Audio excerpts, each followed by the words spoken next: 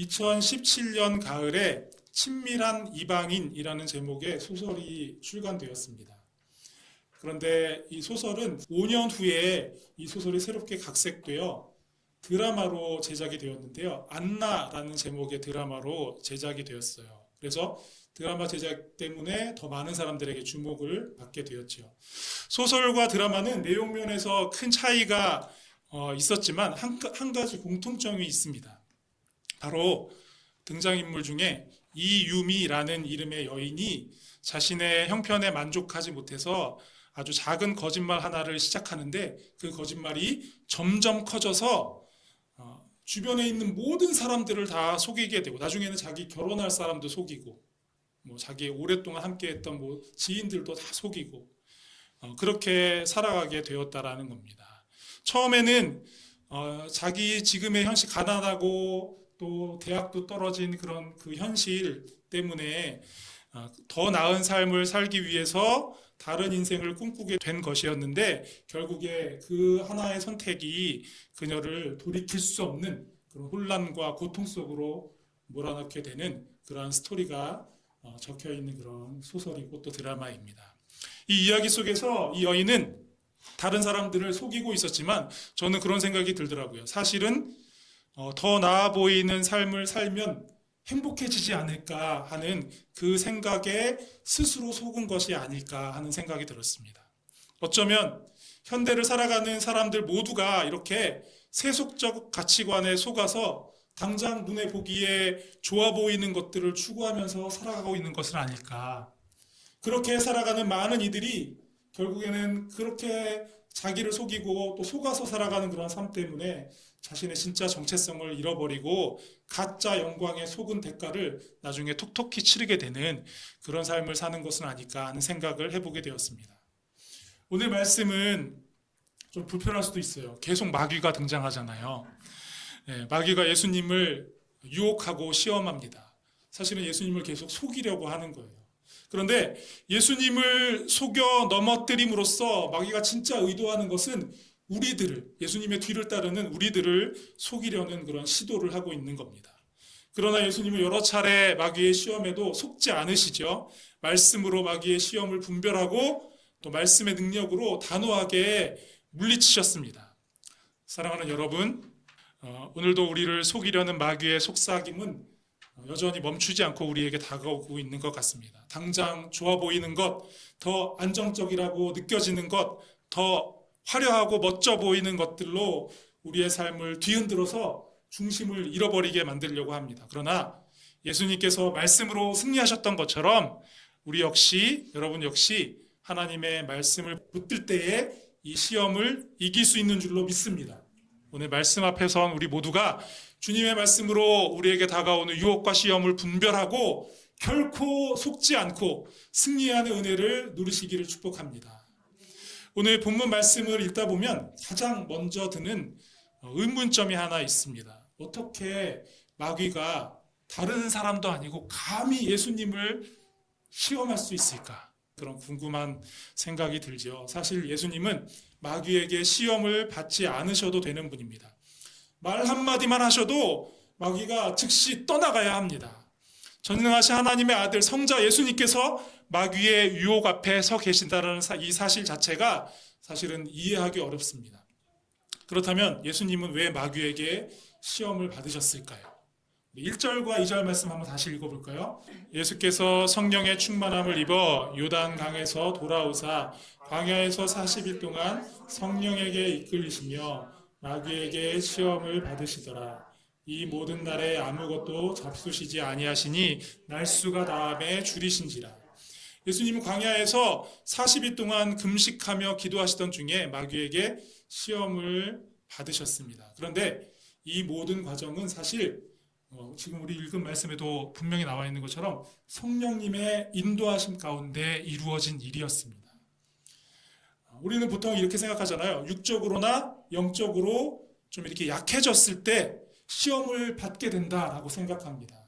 또 성령께서 이끄시는 자리, 그 자리가 어디든지 거기에 가면 조금의 시험도 유혹도 없을 거라는 생각을 하게 됩니다. 그러나 예수님께서 시험을 받으신 이 사건에는 분명한 하나님의 의도하심, 하나님의 뜻이 있었다라는 거죠. 그럼 오늘 본문에서 시험 받으셨다라는 그 표현에 사용된 단어, 헬라어 원어 단어만 봐도 우리가 알 수 있습니다. 화면에 보시면 나오는데요.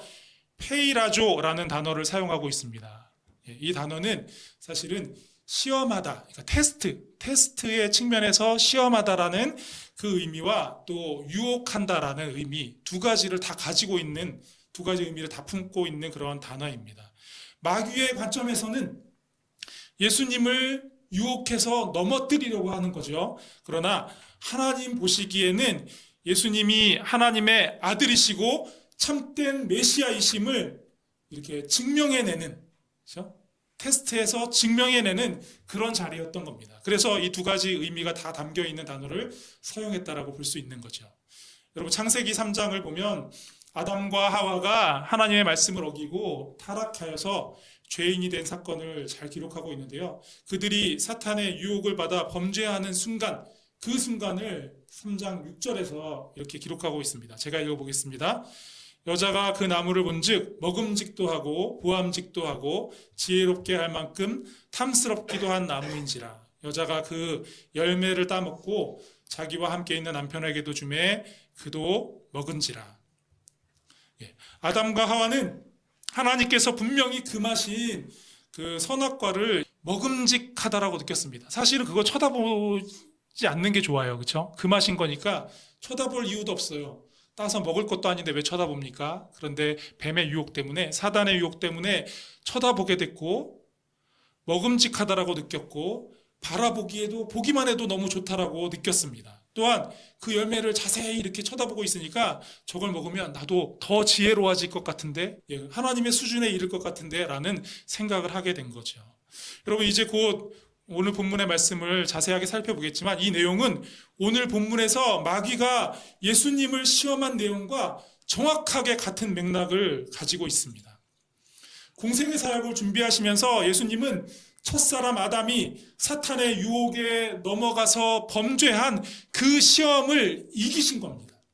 그렇게 하심으로 이 땅에 죄악을 이길 소망과 구원의 소망을 우리에게 주신 거죠. 이것이 바로 오늘 우리가 이 말씀을 반드시 들어야 하는 이유입니다.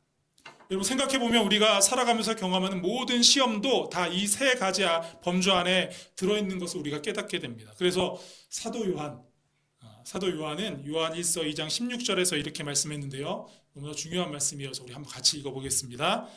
이는 세상에 있는 모든 것이 육신의 정욕이요 안목의 정욕과 이생의 자랑이니 다 아버지께로부터 온 것이 아니요 세상으로부터 온 것이라. 아멘. 여러분, 다음 화면에 준비한 표를 보시면요, 아담과 하와를 범죄케 한 사단의 유혹과 예수님이 받으신 시험, 그리고 우리가 살아가고 있는 이 땅에서 계속해서 끊임없이 당하는 그 시험이, 유혹이 본질적으로 다 같은 내용이라는 것을 우리가 확인할 수 있습니다. 우리가 이 세상을 살아가는 한 이 시험들이 우리의 삶에 끊임없이 다가올 겁니다. 그러나 여러분, 염려하지 마십시오. 두려워하지 마십시오. 오늘 말씀을 통해서 이 시험들을 이길 지혜와 능력이 여러분의 삶 가운데 가득 채워지게 될 줄로 믿습니다. 광야에서 40일을 금식하신 예수님께 어느 순간 마귀가 이렇게 다가와 있었습니다. 그리고 땅에 널려 있는 그 광야에 많은 돌멩이들, 그 돌을 보면서 돌을 떡으로 만들라라고 얘기를 하죠. 이것은 당연히 예수님이 정말 돌을 가지고 떡을 만들 수 있는지, 그런 능력이 있는지 없는지를 확인하는 그런 시험이 아닙니다. 예수님이 소유한 신적인 능력으로 예수님이 스스로 자기 자신의 배고픔의 문제를 먼저 해결하라고 그렇게 유혹하며 시험하고 있는 겁니다. 여러분, 오늘 말씀 4절을 보면 예수님께서 이렇게 대답하시죠. 기록된 바 사람이 떡으로만 살 것이 아니라. 여러분, 여기에 말씀해 보면 기록된 바 이렇게 말씀을 시작하시죠. 그렇게 하신 이유는 신명기 말씀을 인용해서 예수님이 지금 대답하고 계시기 때문입니다. 인용하신 신명기 8장 3절 말씀을 보면 이렇습니다. 제가 읽을게요. 너를 낮추시며 너를 줄이게 하시며 또 너도 알지 못하며 내 조상들도 알지 못하던 만나를 내게 먹이신 것은 사람이 떡으로만 사는 것이 아니요 여호와의 입에서 나오는 모든 말씀으로 사는 줄을 내가 알게 하려 하심이니라. 아멘. 여러분, 이 말씀은 하나님께서 이스라엘 백성들을 광야에서 생활하게 하신 이유를 설명하시면서 백성들에게 주신 말씀입니다. 그런데 이 말씀 바로 앞절에 8장 2절에서는 하나님께서 백성들이 하나님의 말씀을 지키는지 알기 위해서, 그것을 확인하기 위해서 광야 생활을 하게 하셨다라고 말씀하시고요. 이어서 기록된 이 말씀에서 광야의 양식 만나를 주신 이유가 사람이 떡으로만 사는 게 아니라 하나님의 말씀으로 사는 존재라는 것을 알려주기 위해서 그렇게 하셨다라고 말씀합니다. 여러분, 만나는 먹을 양식이 전혀 없는 광야에 거하는 백성들에게 하나님께서 주신 하늘의 양식이었습니다. 한 번도 이전에 본 적이 없는 하늘에서 내려온 양식이었어요. 하늘의 양식 만나는 백성들이 원하는 방법으로 마음대로 취할 수 있는 것이 아니었습니다. 하나님의 말씀대로 하루 먹을 만큼만 그날 아침에 거둘 수 있었고, 안식일에는 안식일 아침에 거둬서 안 되니까 안식일 전날에만 이틀 분량을 거둘 수 있었습니다. 말씀에 따르지 않고 욕심으로 많이 거둔 것은 다음날 다 상해서 먹을 수 없게 되었습니다. 여러분, 광야의 이 훈련, 만나를 통해서 하나님께서 이스라엘 백성들에게 시키신 이 훈련은 단지 먹을 양식에 대한 문제가 아닙니다. 하나님은 백성들에게 삶의 자리에서 무엇을 붙들고 살아야 하는지를 이 훈련을 통해서 가르쳐 주신 겁니다. 그들은 단지 생계와 생존의 문제에만 매달려서 살아갈 존재가 아니라 하나님의 말씀을 의지하며 하나님과 함께 살아가는 하나님 나라 백성이라는 사실을 이 훈련을 통해서 하게 된 것이죠. 이 훈련을 통해서 배우게 된 겁니다. 오늘날 우리에게도 이런 시험이 끊임없이 다가오고 있습니다. 세상은 우리가 무엇을 먹고 또 무엇을 입고 어디에 살아야 하는지에 대해서 온 마음과 에너지를 다 거기에 쏟도록 몰아가고 있습니다. 물론 우리가 우리의 먹을 것, 우리의 입을 것, 우리가 살 집을 준비해야 되죠. 그런데 문제는 온통 거기에만 온 힘과 에너지를 다 쏟고 있다는 게 문제입니다. 경쟁사회에서 살아남기에 바빠서 하나님의 말씀을 들을 여유도 없다라고, 하나님의 뜻을 이루며 살아갈 그럴 정신이 없다라고 생각하게 만들어 버린다는 겁니다. 그게 바로 세상의 가치관이 우리를 속이고 있는 부분이죠. 사랑하는 여러분, 이러한 유혹과 속임수에 넘어가지 않는 여러분이 되시기를 바랍니다. 우리는 주님께서 사랑으로 부르셔서 하나님 나라 백성으로 삼아주신 존재라는 이 사실, 우리의 이 정체성을 절대로 잊지 마시기 바랍니다. 이 정체성에 걸맞게 살아가고자 할 때 하나님께서 우리를 지켜주실 줄로 믿습니다. 여러분 모두 이 시험 앞에서 속지 않고 말씀으로 승리하는 여러분 모두가 되시기를 우리 주님의 이름으로 축복합니다. 그다음 이어서 이제 마귀는 예수님을 이끌고 높은 곳으로 올라가죠. 성서학자들은 화면에 보시는 것처럼 마귀가 예수님을 높은 곳으로 데리고 가서 시험한 이 사건이 시험산이라고 불려지는 그곳에서 있었던 곳으로 보고 있습니다. 이 산은 지금 현재 여리고 도심지에서 볼 수 있게 이렇게 높이 솟아 있는 산인데요. 요단 평원에서 해발 한 300m 정도 높이로 솟아 있는데, 보시는 바와 같이 나무 한 그루도 없는 그야말로 석회암으로 이루어진 아주 정말 황량한 그런 산입니다. 마귀는 거기서 순식간에 예수님에게 어떻게 그렇게 했는지 모르겠지만 천하만국 온 세계를 그곳에서 보여주면서 그 모든 세상의 권위와 영광을 너에게 줄 테니 나에게 절해라, 이렇게 얘기하고 있습니다. 지금 마귀가 주장하는 건 뭐예요? 세상 모든 나라를 다스리는 그 권위가 자기에게 있다, 세상 모든 영광이 자기에게 있다, 이렇게, 그래서 내가 그것을 원한다면 너에게 줄 수 있다, 이렇게 말하고 있는 거죠. 그러나 사실 이 마귀의 주장은 거짓말이고 신성모독입니다. 자기가 마치 하나님의 위치에 있기라도 한 것처럼 그렇게 얘기하고 있지만, 세상의 권위와 영광을 소유하고 있다라고 말하지만 사실은 마귀에게는 그런 것들이 없습니다. 있는 척하고 있는 거예요. 마귀도 하나님의 전능하신 하나님의 권위 아래 있을 뿐이요, 만약에 그가 주장하듯이 권세나 영광과 비슷한 뭐가 있다고 한다면 그것은 죄악된 세상 문화 안에서 어떤 대상을 억압하고 짓밟으면서 만들어낸 거짓 권위, 거짓 영광일 뿐이기 때문입니다. 그래서 마귀의 시험에 예수님께서 이렇게 대답하시죠. 8절 말씀입니다. 예수께서 대답하여 이르시되 기록된 바 주 너의 하나님께 경배하고 다만 그를 섬기라 하였느니라. 아멘. 예수님은 경배받아야 할 분이 오직 하나님 한 분이시라는 사실을 명확히 밝히고 있습니다.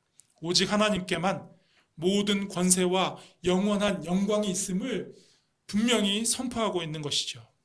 사랑하는 여러분, 우리 눈에 보이는 것이 우리 육신을 입고 살아가는 우리에게는 그것이 더없이 확실해 보이죠. 그러나 더없이 우리 눈에 보기에 확실해 보이고 권세 있어 보이고 영광스러워 보인다고 할지라도 절대로 우리 눈에 보이는 그것에 속지 않는 여러분들이 되시기를 바랍니다.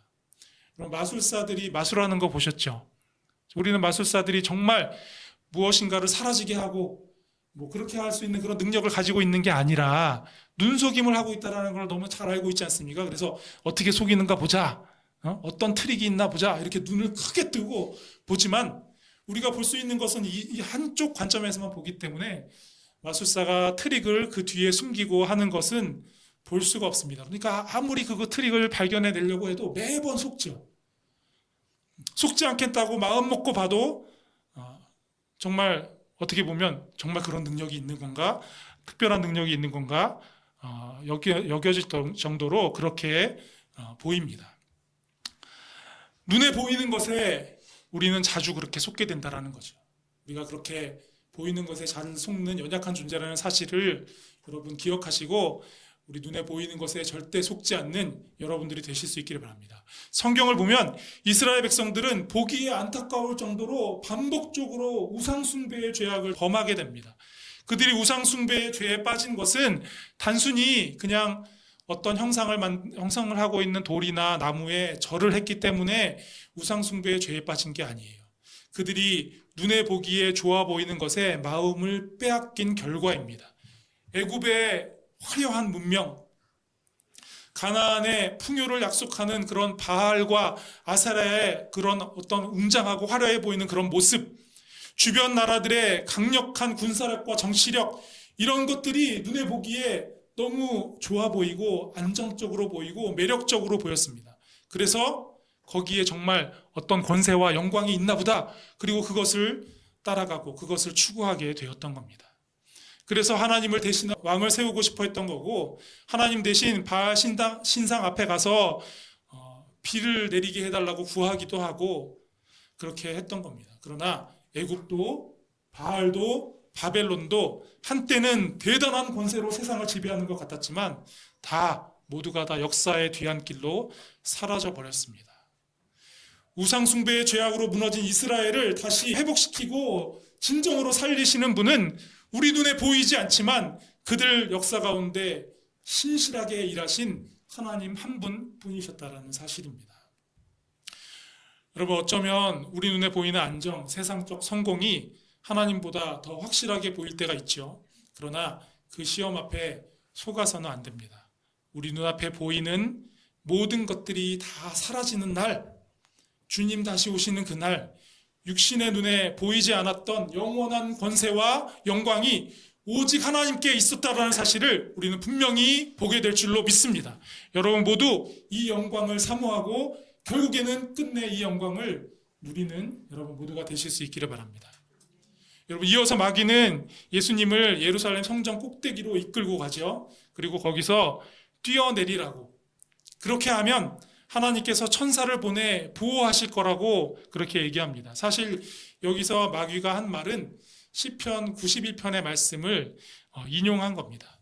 여러분 한번 생각해 보세요. 만약에 실제로 예수님께서 하신 것과 달리 마귀의 말대로 예수님께서 그대로 하셨다면 어떻게 됐을까요? 슈퍼맨 같은 그런 영화에 나오는 것처럼 예수님이 그 성전 꼭대기에서 빠른 속도로 쭉 떨어지시다가 땅에 닿기 전에 속도가 딱 줄어들면서 안전하게 착지하는 그런 모습이 아마 연출되었을 겁니다.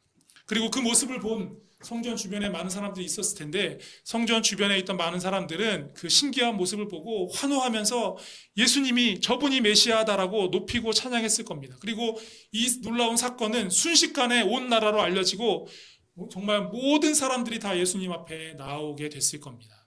이것은 예수님에게 스스로 좀 더 빠른 방법으로, 좀 더 빠르게 스스로 자신을 높여 영웅이 되고 세상 그 누구와도 비교할 수 없는 그런 명예와 인기를 소유하라라고 유혹하는 그런 시험이었던 겁니다. 예수님은 마귀의 시험에 어떻게 대답하시죠? 12절 말씀입니다. 한번 같이 읽어보겠습니다. 시작. 예수께서 대답하여 이르시되 주 너의 하나님을 시험하지 말라 하였느니라. 예수님은 신명기 6장 16절 말씀을 이용해서 마귀의 시험을 내어 쫓으셨습니다. 신명기 6장 말씀은요, 마사라는 곳에서 이스라엘 백성들이 마실 물이 없다라고 불평할 때 하나님께서 반석에서 물이 터져 나오게 하는 그 사건에 관한 말씀인데요. 이스라엘 백성들은 마실 물이 없는 그곳에서 타는 듯한 그 목을 이렇게 움켜잡고 이 땅에, 이 광야에 하나님이 계신 게 정말 맞냐? 하나님이 정말 우리를 이곳으로 이끌고 나오신 분이 하나님이 맞냐라고 하나님을 의심하는 그러한 말들을 쏟아놓고 있었습니다. 마귀는 이 마지막 시험으로 예수님이 많은 사람들 앞에서 하나님이 계신지를 시험하게 하고 그것을 통해서 명예와 인기를 취하라고 그렇게 유혹하고 시험하고 있는 거죠. 마귀는 지금 십자가 없이 바로 영광으로 직행하는 길을 가라고 예수님을 유혹하고 있는 겁니다. 여러분, 이거는 정말 간교한 속임수입니다. 더 효율적으로 뭔가 대단한 것을 얻을 수 있는 것 같지만 사실은 그렇게 한다면 이 땅에 있는 사람들 아무도 구원받지 못하고 예수님은 그 인류 구원의 사명을 잃어버리게 되는 그런 결과가 일어나게 되는 거죠. 이걸 너무나 잘 아셨기 때문에 예수님은 마귀의 시험을 물리치고 하나님께서 오래전부터 예비하신 그 구원의 길, 십자가의 길을 걸어가십니다. 그것은 분명 고난의 길이지만 십자가를 통해서 인류의 죄를 씻어내고 죽음을 이기신 그 부활의 승리로 영원한 영광의 길을 향해 가는 그 길을 예수님께서 걸어가시게 된 겁니다. 그 과정에 쉽게 감당하기 어려운, 생각할수록 너무나 피하고 싶고 고통스러운 그런 고통과 죽음이 있다는 것을 너무 잘 아시지만 그럼에도 그 길을 걸어가시는 이유는 하나님의 사랑을 전적으로 믿고 신뢰하셨기 때문입니다. 이 땅의 죄인들을 사랑하시고 또 성자 예수님을 사랑하시는 성부 하나님께서 그 계획하신 아름다운 일을 끝내 영광스럽게 이루실 것을 아셨기 때문에 묵묵히 그 길을 걸어가신 거죠. 사랑하는 여러분, 예수님은 광야에서 마귀의 치밀한 시험을 모두 이기셨습니다. 돌로 떡을 만들라는 시험도 이기셨고 세상의 모든 권세와 영광을 보면서 절하라는 시험도 물리치셨고요. 성전 꼭대기에서 자신을 증명해 보이라는 그 시험에도 넘어가지 않으셨습니다. 예수님은 보이는 것에 속지 않으셨고 오직 하나님의 말씀으로 그 유혹을 분별해내고 승리하셨습니다. 그리고 그 승리는 단순히 예수님 한 분만의 승리가 아니라 아담의 실패 이후에 죄 아래 놓여있던 모든 인류에게 구원의 길을 열어주신 것을 의미하고 있습니다. 여러분, 오늘도 예수님은 우리에게 말씀하십니다. 내가 이겼으니 너희도 이길 수 있다. 내가 속지 않았으니 너희도 속지 말아라. 내가 말씀으로 그 유혹을 물리쳤으니 너희도 말씀으로 승리하리라. 우리에게 이렇게 말씀하고 있습니다. 오늘 우리의 삶에도 끊임없이 유혹이 찾아오죠. 당장 안정을 보장하는 좋아 보이는 것들, 성공과 명예를 약속하는 것들, 사람들 앞에서 인정받고 싶은 마음을 자극하는 것들, 그 모든 것들이 우리를 흔들고 결국에는 우리를 넘어뜨리려고 합니다. 그러나 여러분, 우리에게는 이 모든 시험을 이기신 예수님이 함께 하십니다.